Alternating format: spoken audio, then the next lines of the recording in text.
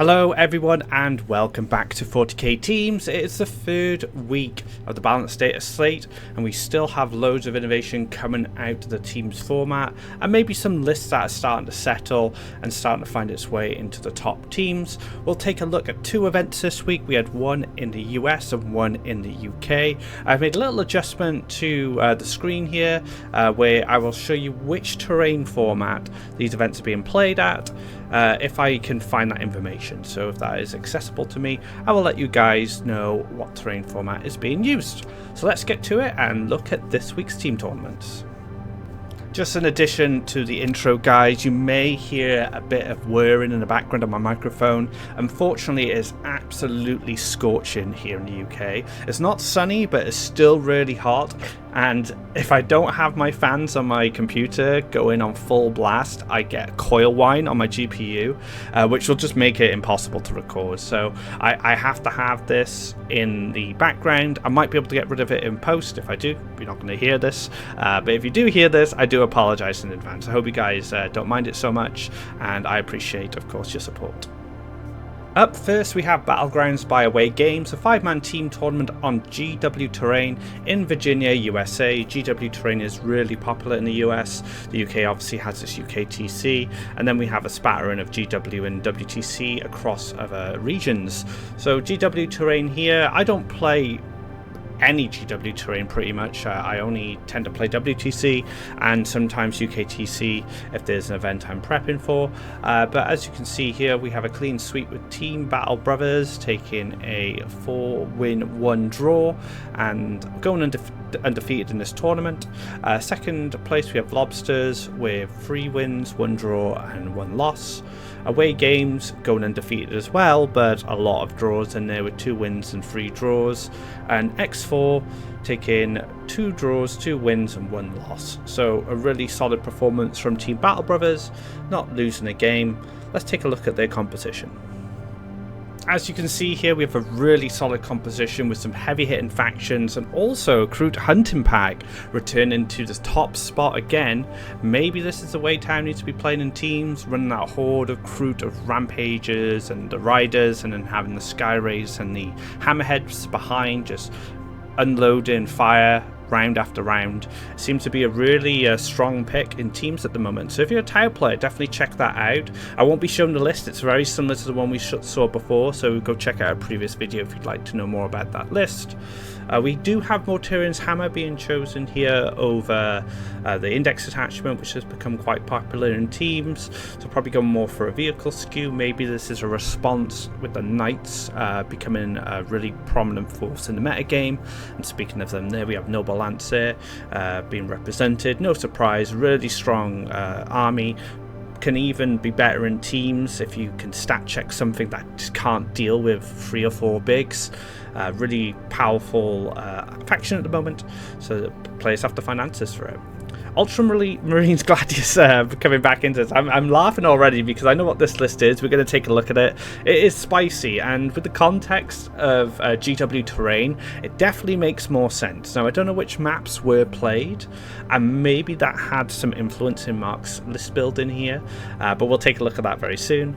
And then finally, we have Grand Coven coming in. Some people argue this is the best WTC faction. This is on GW terrain, so it's a bit different. So we'll take a look at how that list adjusted to the terrain format, and we'll have a look at that list as well. So let's take a look at them and see some of the spice coming from these lists. Up first, we had the Grand Coven from Zach, taking second place with some decisive wins over some good factions here. We have a 16-4 against Monkar, we have a 14-6 against Khorne Demon King, 12-8 against Oathband. Votan are very good at holding a good differential if they need to, especially if they're defending, so no surprise to not see a stomp there. Goretrack Onslaught, not something we've seen really in the competitive scene. It'd be interesting to see if that picks up, but it looks like Berserker Warband and Khorne Demonkin seem to be the mainstays of World Eaters right now, but maybe Goretrack has some play. And then finally 11-9 into Invasion Fleet, which could be a tough cookie to crack, especially with the 5 at Feel No Pain and having those durable monsters, especially if you go down the Execrin and try an FX build. Zach here has gone for triple Vortex Beast and a Vindicator, so that is definitely going off what we see in the usual list, it tends to be 1 or 2 Vortex Beasts, lots of Rubric Marine MSU, maybe with a Rhino to back it up, characters to go in those units, and we do see the usual character suite here: Exalted Sorcerers, Infernal Masters, Sorcerers with the enhancements, Magnus of course, but we're seeing the player adapt into a more monster vehicle heavy skew rather than going for the Rubric Marine spam. So that might be something to do with GW terrain. Like I said, I don't play on it that much, but it's a lot more open than say WTC terrain. So rather than going for that MSU line, going for that more tanky monster vehicles skew. So well done to Zach taking second place. Let's take a look at these Ultramarines. Kind of in the same vein as Zach, perhaps Mark went down the same path, taking third place here with triple Land Raider, double Redeemer, 1 Crusader. We got some Scent Devs with Grav, so maybe a response into Knights and other vehicle skews that are cropping up. And then we have like general good Ultramarine stuff. We have we have Calgar and Gilliman, and then we have Tiggy making an appearance. We have the Combi Weapon Lieutenant for good mission play. We have the Intercessors stick your backfield, do some screening. Company Heroes to go with Calgar, and then potentially we got the Stern Guard Vets going with Tiggy. That's probably more likely where they're going. Some JPI to do some mission play and do some skirmishing. We had a very convincing win there against Liberator Assault Group and Hammer of the Emperor, taking a very good win against Subterranean and Assault. Subterranean can be built in so many ways, so maybe the matchup didn't align as well as the Subterranean Assault player wanted. We have a 10-10 against Noble Lance, a respectable score against such a strong army, and then taking a very convincing score as well for 14-6 against Lords of Dread, another boogeyman of the meta that people are afraid of. So Mark, maybe taking advantage of that terrain, bringing some heavy vehicle skew with the Land Raiders, Armor of Contempt, Smoke. Land Raider Redeemers have the grenade keyword. I actually played Redeemer spam in Grey Knights at an RTT last year, so I know the capability of that model.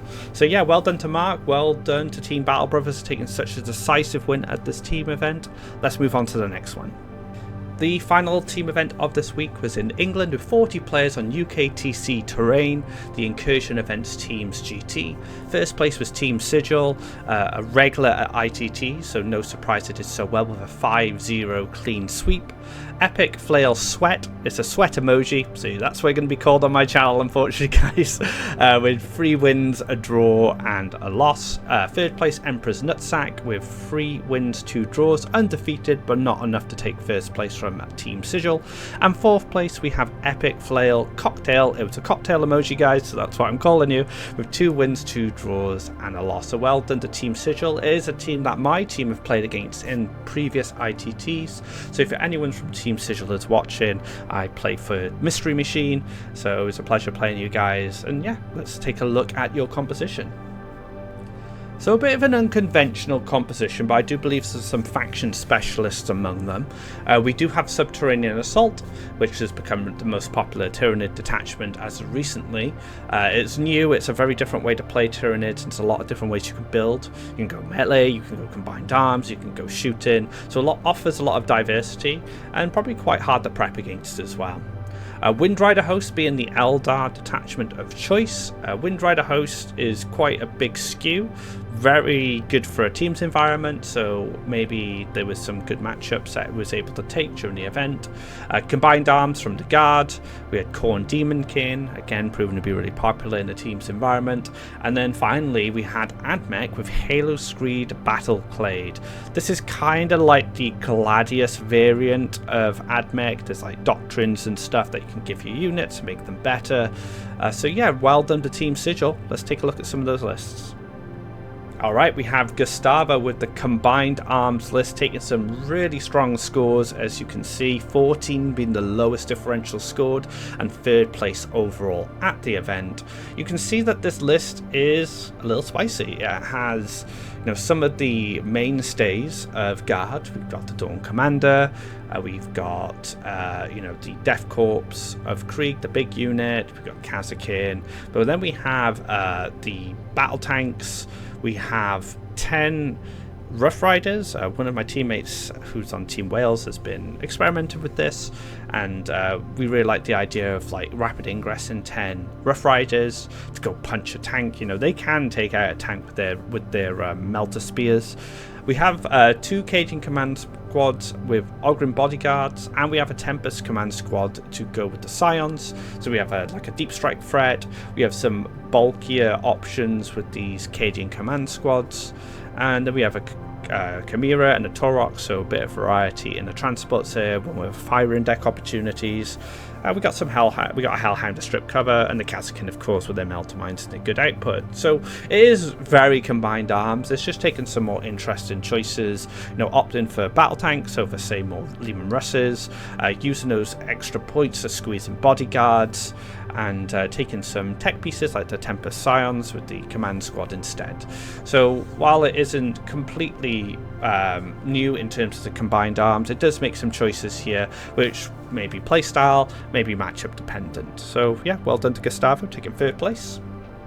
Finally, we have Fabian taking 4th place with Admech. A lot of commentators have written Admech off. You know, you really need a faction specialist to get the most out of this, and I'm going to make a wild guess that Fabian is a faction specialist here and taking some really good scores.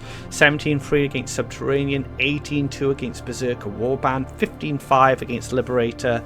You know, taking those melee matchups and really making it awkward. I'm not a huge Admech know-it-all. I can't really tell you much. I've played against Admech a few times, and I've played against this detachment, but I do know, you know, Disintegrators are great at shooting. Rust Stalkers have a mass amount of attacks, and they're really fast. We have the Sterilizers and the Sky Stalkers. They're kind of the swooping hawks, I guess, of Admech. They're really fast. They have a huge footprint as well, so great for move blocks. They have a lot of shots as well, so can clear chaff. Breachers with the heavy arc rifles are great into vehicles, and with knights being so prominent and other vehicles to counter knights, that does work out really well. I wish I could tell you more about this list. I just see kind of Admech good stuff, but I see some choices here made maybe to adapt to the meta. But well done for taking Admech to 4th place. It is a skew. It is something that a faction specialist needs to pilot. So being able to get such a good result is an achievement in itself. So well done, Fabian. That concludes this week's video. Only 2 team events this week. It'll be a sad week when I don't have a video to make because there's no team events on, but I'm confident the teams is getting so popular now we'll at least have a minimum of 1 event a week. If you like this channel, be sure to drop a like, subscribe, leave a comment if you have any thoughts on the events, the players, the teams. Maybe you're from one of these teams and have a comment to make on the performance or how the team event went itself. I'd love to hear what you guys have to say. So until next time, guys, take care, and I'll see you next week on 40k Teams.